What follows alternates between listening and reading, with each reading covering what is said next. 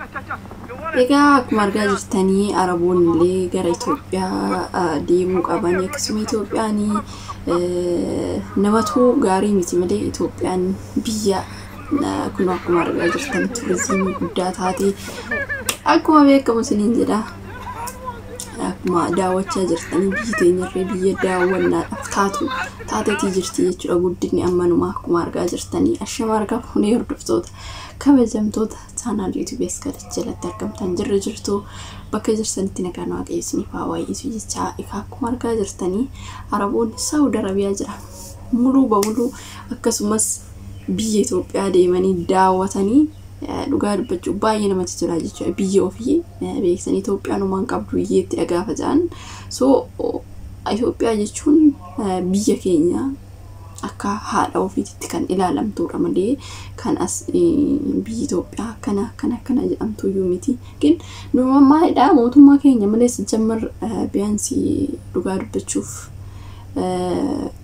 Itoophiyaan waan goonii biyyi teenya qilleensi ishee bareedduudha akkuma argaa jirtanii dhugaa dubbachuu waan biyya Arabaa kana ilaalame barahaasaa awwaarasaa qilleensisaa si affana mee isaan eenyu tanan jiraatu jechuudha biyya keenya biyya eebbifamtu biyya qilleensaan faayamte Itoophiyaa jechuun akkana jechuudha akkuma argaa jirtan Itoophiyaa deemanii namoota baay'een daawwanna Araboonni hundi argaa jirtan abbaayyeetumoo biyyoota adda addaa biyya magariisaa akkana baay'ee ajaa'ibsiifatanii jechuudha ijoolleen tokko Arabiffaan warroonni biyya sanii gadan irree akkasumas immoo beektanii biyaansi yoo xiqqaate waan xiqqoodha malee Itoophiyaan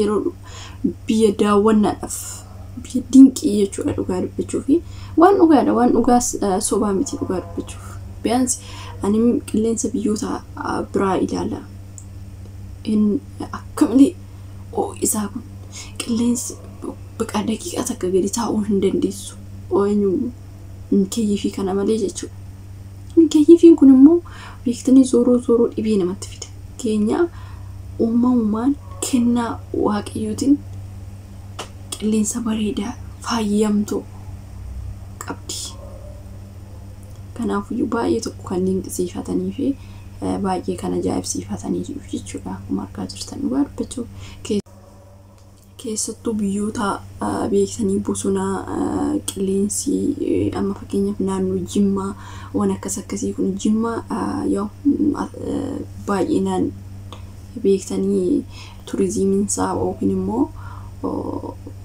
baargamoon isaa hedduu baay'ata waan ta'eef achitti in beektu namoonni beektanii akkasuma wancii kan jedhamu biyyoota Itoophiyaa keessaa baqa baay'ee tokko qilleensi isaa kan namatti tolu yookiin immoo daawwannaadhaaf illee hedduu babbareedaa kan qabu jechuudha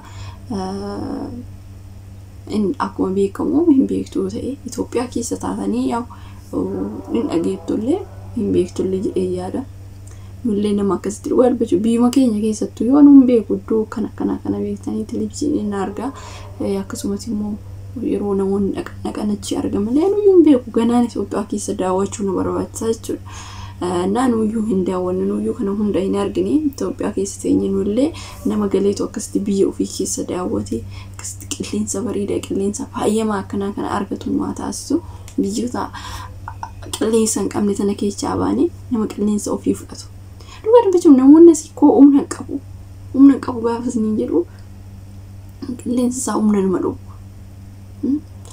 inu yamma manaa gadi hin baane buqaa bifti keenya xiqqooshii nu eenyu jedhamalee mee laala Itoophiyaa keessatti namoonni dhugaa dubbachuuf baqa jirti hin dadhabanii humna qabu maaliif qilleensa isaati jechuudha qilleensa isaatiitu bareedaa qilleensa isaa sitti tola nyaata isaatiitu mijataadha amma biyyoota Arabaa keessatti dhugaa dubbachuuf ani namni tokko daa'im takka dhalattee hanga guddattee hanga dulloomtutti daawwaadhaan jiraatti jechuudha maaliif qilleensa isaaniiti jechuudha waan hunda gin waan biyya Arabaa caaltu nutti fakkaatan yommuu waan keessa jiruuf gaafa Itoophiyaatti galanii namoonni fakkeenyaaf malkiin isaanii jijjiiramee gurraacha'anii maal jedhanii as qilleensatti waan hin baane fi gaafa barte garuu immoo si tasmama amma bartutti malee sirriitti sitti tolaa jechuudha qilleensa. Maaliif hanga bartutti garuu nu yamma qilleensatti waan gadi hin baaneef yaa namatti fakkaata. Achitti qilleensa jira, qilleensi humna qaba. Xiqqoo malkisii jira. Malee fataa itti jiraata biyya kee keessatti. Yoo namatu balleessaa jira. Mootummaan kun biyya balleessaa jira malee dhugaa dubbachuuf Itoophiyaan biyya eebbifamtuudha. Biyya waaqayyoon eebbisee uumedha jechuudha. Mee biyyoota biraa ilaala. Biyyoota abaarramtu abiddatutti bu'aa maaltu bu'aa Itoophiyaan biyya eebbifamtuudha jechuudha. Dhugaa dubbachuuf biyyoota arbaatu nuyi nagaa hin biyyi keenya garuu Itoophiyaan biyya eebbifamtuudha akka biyya arabaa miti. Yoo nan jedhu namoonni beektanii haala jireenyaa qaala'insa jireenyaa qofa kan biyya ba'an malee biyya jibbanii yookiin immoo qilleensa isaanii jibbanii miti.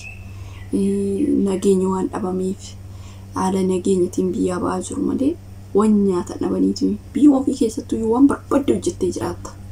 Biyya kee keessatti waan barbaadde dhugaa dubbachuuf akkaayitti akka nyaattee bishaan kee yoo dhugdee hin jiraattaa jechuudha. Sigalee garuu nageenya jiru haala nageenya haala namaa haala mootummaa turaan kan ka'een alatti biyyi keenya biyya eebbifamtuu biyyi Itoophiyaa akkanaa biyyi Itoophiyaa maalidhaa biyyi Itoophiyaa la biyyi teenya uumamumaan kennaa waaqatiin biyya tokkoffaa biyya eebbifamtu jechuudha. Biyyoota abaarramtuun biyyoota arabaati. Abaarramtuun jechuudha. Maaliif bukkaallee hin qabdu hoggaa 5 tuggaa 2tti rooba akkuma argaa jirtan biyya abaarramtuudha gaatun. Mee halkanii guyyaa rooba biyya keenyatti daaraan hin jiru magariisa ijatti nama tola. Mee ilaalla dhugaa dubbisu jecha walitti yoo meeshaa qabdi waan matee ishiinis kaleechuma biyya arabaatuun ol jette ta'u malee waan meeshaalee wantoota ittiin qarshii hojjetu akkasumas immoo gaazii bishaan waan akkasii kana turizimii meeshaa qabdi kanumatu guddisee malee biyya arabaa waan qarshii qabdu jechuudha. Itoophiyaan garuu meeshaalee akkasii san gurgurachaa waan deemtuuf amma yeroo godhattetti keenya biyyamma hin guddataa jechuudha. Isinii galee qaala'insi hin jiru ta'e nageenyi jiraatee biyyi keenya aftaami jennaan aftaami dhugaa dubbachuuf. Kanaafiyyuu biyya Itoophiyaan jibbuun gaarii miti achitti dhalatte keessattuyyuu amma biyyoota arabaa kananii biyyoota arabaa jirraa nagayaatu jira baqa malee mee ilaala waggaa meeqatti bokkarru yoo roobe immoo hin barbadiisa isa takkitidha. Waa meeqa baballeecha cubbuu isaan hojjetan ilaala. Daaraa itti ara biyyi daaraa lafti daaraa dhugaa dubbachuuf amma keenyaaf Itoophiyaa fi biyya arabaa walitti dhufu jechuudha. Haalli qilleensa faayama Itoophiyaan qabdu yoo adda. Kanaafiyyuu ani garuu gara kiyyaan dhugaa dubbachuu fi hanga Itoophiyaa hin jaaladha gaafan jedhu baqa hedduu natti tolti. Naakasiniin jedhaa turtii gaarii qabaadha. Nagayaan turaa fayyadaa.